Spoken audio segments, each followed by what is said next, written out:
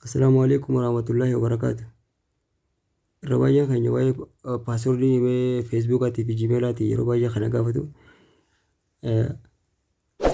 Nama hedduu wanni kun anillee yeroo tana dura namoota ture. Eegan garuu waan kan arge paaswordii feesbuukaatii fi jiimeelaa irraanfachuu isheetiin jira. Maal godhuu qabna jedhee imeelaa keenya takka yeroo hunda itti fayyadamu takka qabaachuu qabna. Paaswordii isheetii wajjin beekuu qabda.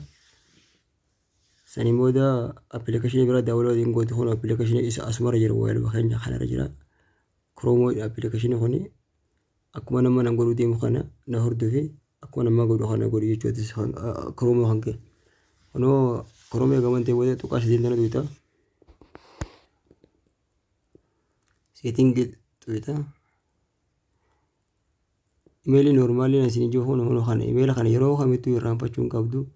Paaswordii isheetillee irraanfachuu hin qabdu. Bilbila haaraa gaafa bitatte imeelii kana ittiin eeggate jechuudha. Paaswordii taatee hunda walii qabeessii fide. Samboota waan amma babbaanee jiru kana hunda babbanuu qabdan bifa kanaan. Itti aansitee paaswordii dhufta. Akka paaswordii tanallee banuu qabda.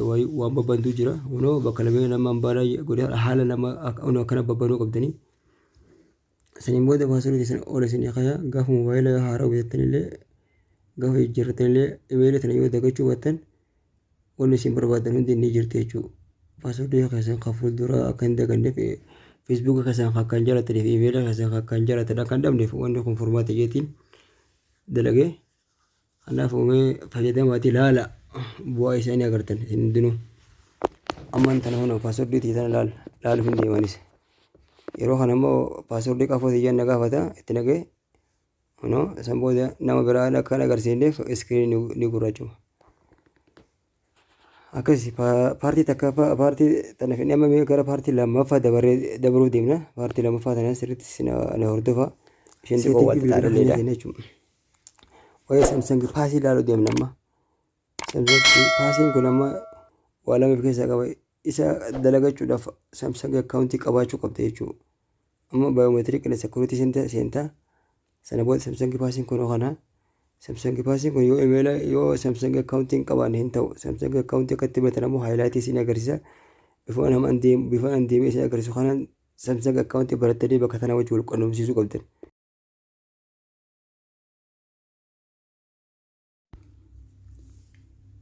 Egaa irra baay'een keessa waan kana ni beektan jeetii yaada. Warri hin beekneef illee warra hin beekneef immoo barnoota warra beekamoo immoo keessa deebiidha. Akkaataa itti Samsung akkaawuntii barattan isin agarsiisa akkaawuntiin baaqaapis hajoora klik goote maaneej akkaawuntii kanarra klik gootu sana booda wantoota akkanatti siif akkaawuntiin wanti hundi yoo as keessatti agarre aada akkaawuntii bakka jettu irratti klik goota. Kunoo amma kayyara Samsung akkaawuntiin takka farja banamee waan jiruuf nama banuu nama barbaachisu isin ni banatan jechuudha. Sana booda gara isa deebita gara Samsung paasii deebitee wal qabsiistaa jechuudha.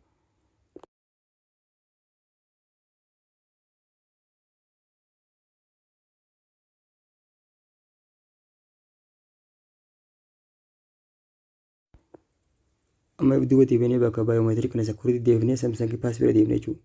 Samsung paasii bira gisee deemtu Samsung akkaawuntiin si gaafata. Samsung akkaawuntii sanga ni banta bu'aa imeelaa fa'aa fi waan akka adda addaa banuu waan beektaniif nama karaa dheeraa deemu maaliif irra haqee bifa haala deemuu irra jechuuf haala kana isin agarsiise bakka isin dhibdeetti koomentiilee nu kaa'ati ofa.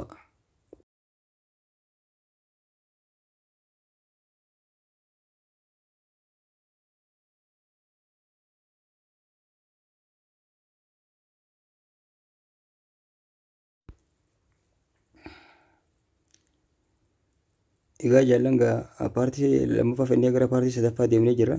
Paartii sadaffaan appilikeeshinii Authenticator jedhamu tokkotu jira. Appilikeeshinii kun akkuma kiroomoo isinitti paaswordii seef isinii godha jechuudha. Appilikeeshinii kana pilee istoorii keessaa buufattanii imeelii isin gaafata. Imeelii tanuma jiimeela keessanii itti godhaa isin. Jiimeeluma keessan kan mareefuun tana kiroomoo keessatti wal qabsiisaa isinii keessanii wal qabsiistanii sanii booda paaswordii teessan ol isinii kaa'a jechuudha. Yeroo booda kiroomoo qabaatus appilikeeshina qabaatus yoo moobaayilli kun badillee moobaayilii biraatti isuma kana daawwaloo gootee imeelii isaanii wal quunnamsiista paaswordii tantee ta'aa hunda achuma jala argatta jechuudha. Bakka takkatti walitti qabee ol isinii kaayaa imeeluma tanarraa fudhattanii deeffatan jechuu imeela akkaawuntii keessan san jechuu isii fi paaswordii bakka takkatti. Kanaaf fakkeenyaaf nama paaswordii bakka paaswordii tana tokko yoo ilaale unoo haala kanaan paaswordii ol naa kaa'ee jira. Gaafa mobaayilii baddillee imeeluma tana inni irraanfadhu imeeluma tana fuudhee mobaayilii haaraa naqaa akkuma naa teessi jechuudha. Kanaaf hedduu bareedaadha appilikeeshinii kunis isaa fi koromoon amala wal fakkaataa qabanii. Amma fakkeenyaaf kunoo paaswordii peepaala egaan hordoftoota keenya barnoonni nuti irraa isinii qabanii dhiyaanne kana fakkaata. Sagantaa biraatti deebinee hamma wal agarutti nagaan nuti irraa isinii jenna. Oolmaa gaarii, halkan gaarii.